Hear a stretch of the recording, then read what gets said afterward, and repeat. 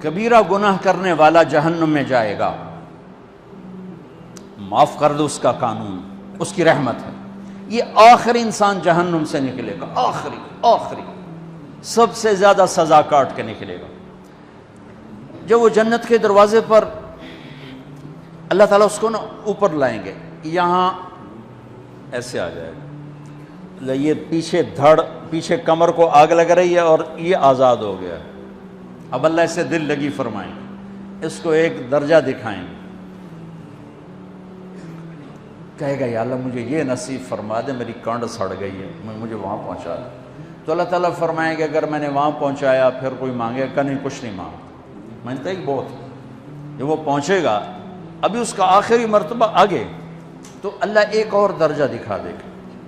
جب اسے دیکھے گا تو انسان کی طبیعت میں لالچ تو ہے، رکتا تو ہے نہیں، تھوڑی دیر بعد کہے گا یا اللہ اے دے دے، تیری کڑی کمی، تو اللہ تعالیٰ کہیں گے پھر اور مانگے گا نہیں، بالکل نہیں مانگتا، تو اللہ تعالیٰ وہاں پہنچا دے، پھر ایک اور دکھا دے گا، تھوڑی دیر تو صبر کرے گا، پھر کہے گا یا اللہ کوئی گل نہیں، اے دے دے، تیرے کو ان کا گھاٹا ہے، اور مانگے نہیں، بالکل تیری عزت کی قسم۔ اب اللہ اس کو اس کا اصلی درجہ دکھائے گا، لیکن اب یہ ڈر جائے گا کہ اتنی باری میں چکر بازی کی تھی، جو ہن مانگیا تھا کہ نہیں واپس دے ٹکٹ نہ لگے، لہٰذا وہ چپ ہو جائے گا، مانگے گا۔ اب اندر ہی اندر وہ ڈر رہا ہے، اور ادھر بے صبرا بھی ہو رہا ہے، آدمی پیدل ہوتا ہے چل کوئی سائیکل ہی دے دے، میں سورا بھی دے دے، کوئی گل نہیں، چلاواں تو صحیح۔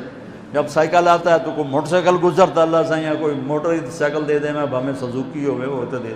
جب سزوکی موٹر سائیکل آ جاتا ہے پھر گاڑیوں دیکھتے پہ کہتے ہیں کوئی موٹر ہی دے دے، ہمیں سزوکی ہوئے۔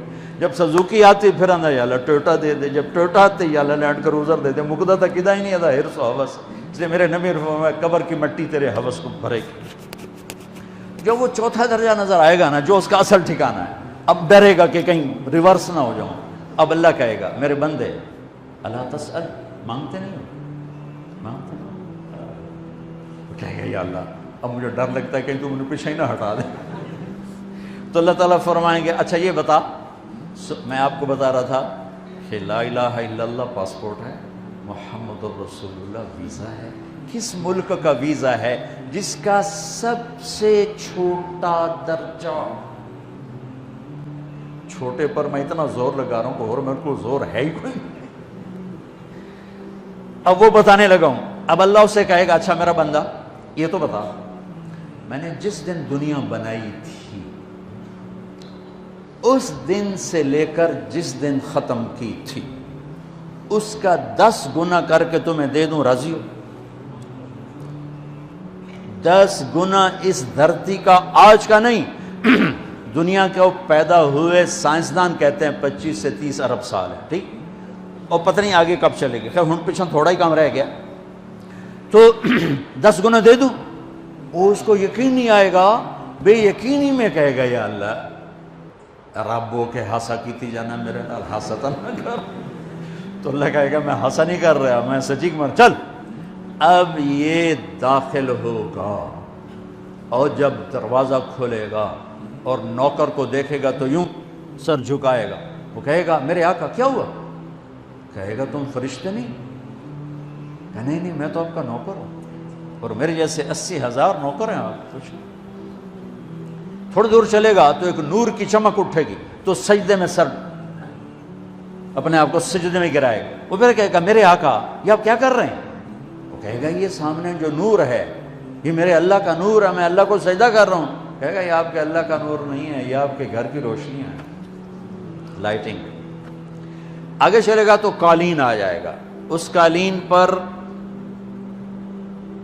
کتنا چلنے کا ہے یہ زمانہ، 40 سال چلتا جائے گا تو تب جا کے وہ قالین ختم ہوگا، 40 سال دنیا کے، وہاں تو 4 سیکنڈ میں اسے طے کرے گا، 40 سال لمبی کارپیٹنگ۔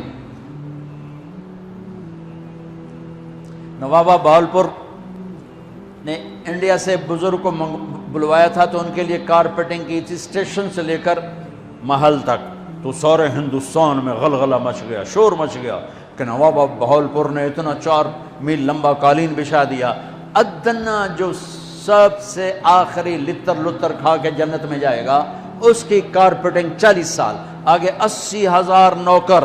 میں آیا ہوں تو یہ پھول لے کے کھڑے ہوئے تھے، وہ سارے پھول لے کے کھڑے ہوں گے اور کہیں گے اما آن لسیدنا ان نزورہ، ارے ہمارے آقا سارے جنتی جنت میں چلے گئے، آپ کدھر رہ گئے؟ ہم تو حضرت سکنے پہ گئے. وہ کہ شکر کرو میں آ گیا جب میں بڑے لکھتر پہ بڑی دلائی ہوئی جو میری تو ہم کیا پتہ